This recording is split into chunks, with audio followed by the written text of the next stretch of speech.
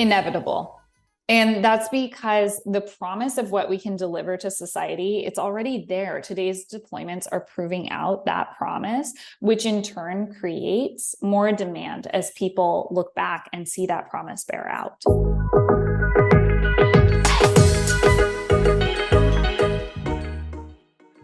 It's fast, but Impinj, as a company that's on the bleeding edge of innovative technology, it's not fast enough.